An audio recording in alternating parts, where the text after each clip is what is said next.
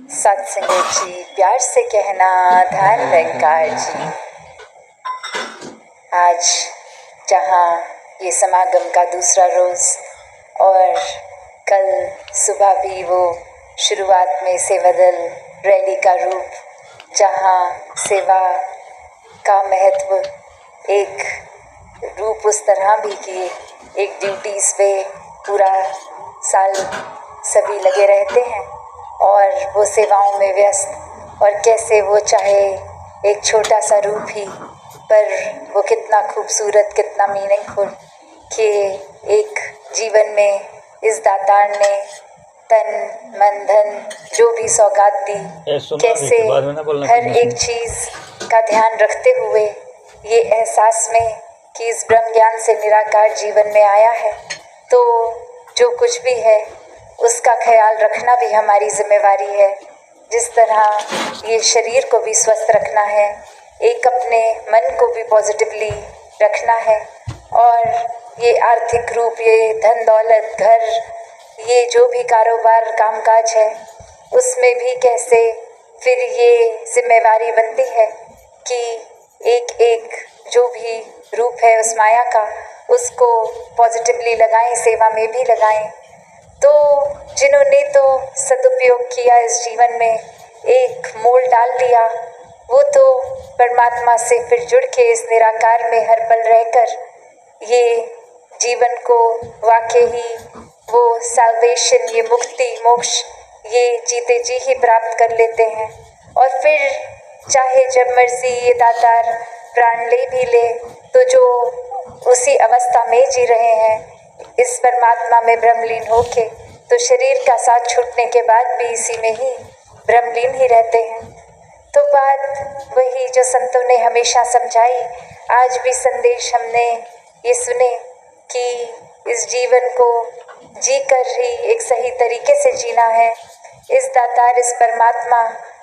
ये मन में बसाकर इसको ही हर समय इसके एहसास में रहकर हर कार्य निभाना है। अपने सोच को, विचारों को भी कैसे एक सही दिशा में रखना है, वरना तो इंसान एक मिनट नहीं लगाता किसी के बारे में कोई भी जजमेंट पास करने में कि ये इंसान ठीक नहीं है, ये मुझे पसंद नहीं है। और वहीं एक कहानी में भी ऐसे ही बात कि कैसे एक इंसान चाहता है कि वो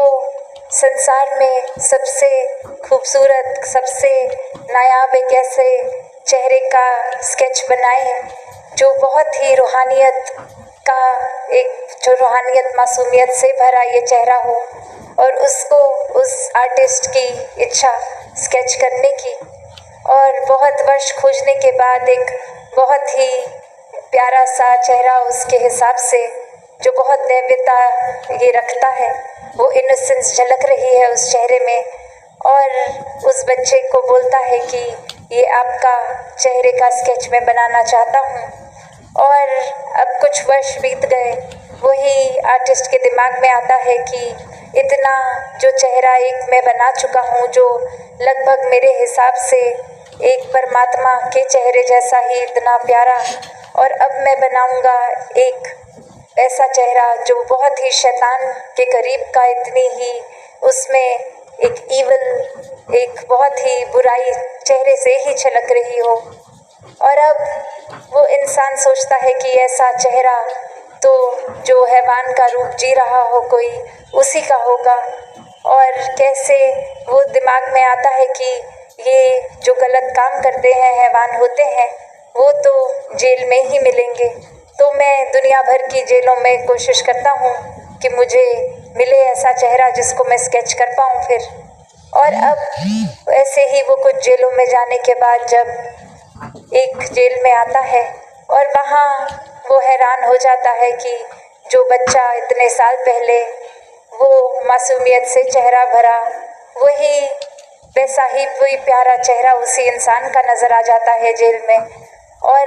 वो हैरानगी की बात कि यहाँ तो मैं बहुत ही एक दीवान, एक ऐसे चेहरे को ढूंढने आया, और यहाँ तो ये चेहरा देखने में बहुत ही एक ठंडक महसूस हो रही है। तो बात वही कि एक दिमाग में कुछ विचार धारणाएं हम ऐसी बना लेते हैं कि ऐसी चीज़ तो इस जगह पे ही होगी, ऐसी चीज़ तो यही है, अगर किसी का चेहरा अच्छा है तो वो एक नेक इंसान की तरह ही होगा। पर बात वही कि ये शक्ल आकार वो तो जैसा है सो है। बात वही है कि हम कर्मों में कहाँ खड़े हैं, हमारी सोच कैसी है। यहाँ भी जैसे इस इंसान ने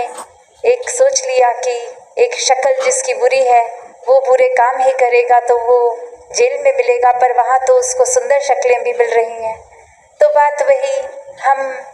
कैसे अपने जीवन में भी कोई भी वजह बना लेते हैं जहाँ एक इंसान से हमें कुछ एक उम्मीद है, या फिर हमारा सोच उस तरह का है कि हम सोचते हैं कि वो इंसान ये कर सकता है, ये नहीं कर सकता, या एक खुद ही जज कर दिया उस इंसान को, उसके लिए डिसाइड कर दिया कि ये अब गुण होंगे उसमें या ये गुण होंगे उसमें। तो कैसे सिर्फ ये अपनी सोच विचार धारणा से ही हम बहुत आसानी से किसी को कोई लेबल दे देते हैं, कोई उसके आगे एक ऐसा ठप्पा मार देते हैं कि ये तो ऐसा ही है, और जब उसकी वजह में सोचें तो बस इसलिए घोषित कर दिया क्योंकि हमें ऐसा लगा। तो बात वही कि हम अपनी सोच में कितने तंग हैं, ये नज़रिया, ये दृष्टिकोण हमारा कितना, ये नैरो माइंडेडनेस हमारी, वो एक छोटे से दायरे में बात रहने वाली। और यहाँ खुद जब सोचें कि अपनी तो लाख गलतियाँ करने के बाद जो कुछ पता भी लगती हैं, हम कैसे अपने दिमाग में खुद को दलील दे देते हैं कि हाँ ये गलती तो मुझसे हुई, पर ये वजह थी मेरी गलती की, ऐसे तो मैंने नहीं कर दी इस कारण के वजह से। और वहीं सामने वाले इंसान ने अगर कुछ गलती से भूल से कुछ ऐसा किया जो हमें ठीक ना लगे, तो उसकी माफ़ी मांगने के बाद भी इतने पक्के होते हैं कि हम तो जीवन भर इस इंसान को माफ़ नहीं करेंगे। और वहीं अपनी गलती पे तो एक सेकंड नहीं लगाते कि वो खुद हम ओवरलुक कर देते हैं, और दूसरे के टाइम इतना बड़ा एक मैग्नीफाइंग ग्लास की तरह लगा के फिर बारीकियों में जाके चीज़ को इतना खोद कर निकाल कर इतनी बड़ी राई का पहाड़ बनाना जैसे। तो कैसे हम बहुत जल्दी एक अपनी चीज़ों को तो, अपनी कमियों को तो नज़रअंदाज कर देते हैं, और दूसरे इंसान में कमी ना भी हो तो हमारा दिमाग कैसे कोई कमी तो निकाल ही बैठेगा। बात वही कि जब ये निराकार परमात्मा ने सोच दी है तो उसको पॉजिटिव ही रखें, मन में इमोशंस भाव आने की क्षमता रखी है, तो कैसे हर एक के प्रति प्रीत प्यार सत्कार आदर विनम्रता ऐसे प्यारे भाव रखें, हर किसी के प्रति फिर ये परमात्मा से अरदास, ये क्षमा का भाव रखते हुए हर एक के प्रति रखें कि किसी ने कुछ किया भी तो ये बेनिफिट ऑफ द डाउट देकर वो बात निकाल दी गई कि इस वजह से हो गया होगा। अपनी इस दिमाग को हम उस कमी की ओर ना उनकी अच्छाइयों की ओर लगा के रखें। कैसे फिर ये दिल भी नफरत चुगली निंदा इन सब से दूर रहता है कि किसी की बुराई सुनने में दिलचस्पी नहीं होती, बस किस तरह ये परमात्मा की बात हो, एक अच्छाई की बात हो, पॉजिटिव बात हो, ये जो इंसानियत के काम आने वाली मानवीय गुणों से युक्त ऐसी बातें हों। कैसे फिर ऐसा व्यक्ति तो हर समय खुद भी जहाँ बहुत ही नेक पॉजिटिव बनता रहेगा, वहीं वो पॉजिटिविटी भी बिखेरेगा, एक अच्छाई शीतलता ठंडक ऐसा माहौल अपने आप अपने आसपास उसके बनता जाता है, क्योंकि उस इंसान के अंदर वो सब गुण हैं। तो बात वही, जितना ज़्यादा इस परमात्मा को हम अपने हृदय में बसाते हैं, इसके हो जाते हैं, और इसी के रंग में फिर एक होना, ये घुल जाना, एक ही एंटिटी, ये प्रेमा भक्ति की भी जो बात आती है कि ये मोही तो ही मोही में अंतर तो अब रहता ही नहीं है, ये एक ही हो गए, ये आत्मा परमात्मा एक ही हो गए। इस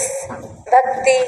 की अवस्था में जहाँ भक्त और भगवान एक हो जाते हैं, और वही फिर भाव कि ये एक दूसरे की तो बात ही नहीं है, ये एक ही की बात हो रही है, अब एक अहंकार, एक ईगो ने मुझे अलग नहीं किया। ये प्यार से एक में खो के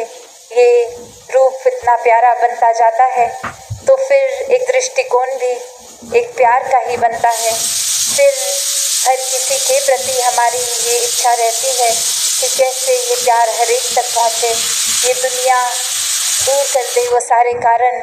जो एक किसी तरह भी दिलों में दीवार खड़ी कर रहे हैं। कैसे स्वाभाविक ही एक दिल से दूसरे दिल तक हम प्यार के पुल बनाते जाते हैं कि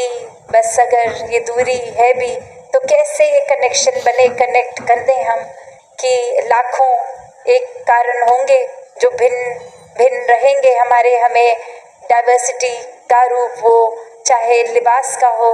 चाहे भोजन का हो, चाहे रहने सहने के तौर तरीके या रंग का, कोई भी ऐसी बात अगर है जो अलग करती है, पर भक्त तो यही समझाते हैं और जी के दिखाते हैं कि कैसे वो अलग अलग चीज़ें होने का मतलब ये नहीं कि उनको नफ़रतों के कारण बनाएं। कैसे वो अलग दिखने वाली हर चीज़ की अपनी अलग तरह की ही खूबसूरती होगी, वो प्यार से एक्सेप्ट की जाए, वो अप्रिशिएट की जाए, उसको एक बहुत ही स्वीकारते हुए दिल से, सिर्फ कोई मजबूरी की तरह नहीं कि एक हम छोटी उदाहरण ही देख लें कि हम ट्रेन में, बस में इत्यादि अगर बैठे हैं और साथ ही कोई ऐसा इंसान जो हमारे विचारधारणा से एक कंफर्ट लेवल हम आराम नहीं फील कर पा रहे हैं उनसे, तो कारण नहीं होगा कि वो शायद दूसरे जगह के होंगे, भाषा और होगी, कल्चर और होगा। तो ये फ़र्क भी मन ही बनाता है, क्योंकि परमात्मा ने तो बस इंसान ही बनाए हैं और मन ने कैसे विभाजित रूप और कारण ढूंढ लिए बनाने के। तो जहाँ ये जीवन बहुत ही प्यार से जिया जा सकता है, बिना जजमेंट्स के जिया जा सकता है, वहाँ एक खुद ही हम अपनी चेतनता को इस्तेमाल करें और इस ब्रह्म ज्ञान द्वारा ये निराकार का एहसास जब हर पल में होगा, तो भक्त तो कभी भी ऐसी कोई सोच रखेगा ही नहीं किसी के प्रति, ना अपने प्रति भी कोई नेगेटिव भाव आएंगे। तो हर किसी का जहाँ बहुत ही स्वाभाविक एक रूप है, जैसे अक्सर सत्संग में भी वो उदाहरण सुनते हैं कि एक बीज पूरे का पूरा वृक्ष बनने के काबिल है और वो पोटेंशियल इतना, जहाँ वो फल भी होंगे, फूल भी होंगे, पत्ते भी होंगे, लकड़ भी होगी, रूट्स भी होंगे, और वहीं वो एक छोटा सा बीज अगर कहे कि मैं तो इस मिट्टी में लीन नहीं होऊंगा, तो फिर वो पॉसिबिलिटी बिल्कुल बचेगी नहीं। वो कहाँ से पेड़ अपनी पूरे एक असली रूप का ये उस तरह से बीज बन पाएगा। और उसी तरह अगर हम ये सोचें कि हम अहंकार, नफ़रत, निंदा सब जीवन में रखेंगे, पर हम बहुत ही दैवीय हो जाएं, हम प्रभु प्रेमी भी हो जाएं, तो बात वही कि ऐसा होना तो संभव है नहीं। एक मयान में तो दो तलवारें नहीं हो सकती, या निराकार को मन में बसा सकते हैं या अहंकार को। तो क्या है हमारा चुनाव, किस तरह का जीवन रखना चाहेंगे। एक मिट्टी में जैसे उस बीज ने अपना अस्तित्व खो दिया, ऐसे ही अगर इस निराकार में हम अपनी पहचान खोते हुए, फिर एक मन में ऐसे भाव भी नहीं आएंगे कि आसपास के लोग हमारी सराहना करें, तारीफ करें, दुनिया में वाह वाह हो हमारी। नहीं, फिर बस दासों के दास हैं ऐसा भाव हो, और हर किसी की काबिलियत पे फिर बहुत अच्छा लगता है कि ये अचीवमेंट्स हर एक को मिल रही हैं। एक नफ़रत नहीं जन्मती कि हमने तो ये अचीव नहीं किया, दूसरे को कैसे ये उपलब्धि मिल गई। नहीं, ये मन हर एक की खुशी में खुश रहकर खुश है। तो ऐसे ही भाव भक्तों के होते हैं, ऐसा ही जीवन भक्त जीते हैं, और हर एक में वो क्षमता है कि जब जीवन मिला है मनुष्य रूप में, तो ये मुक्ति के हकदार भी हैं। तो वो क्राइटेरिया सिर्फ यही कि कैसे अपने मन को एक सरेंडर करके इस परमात्मा को प्राप्त करके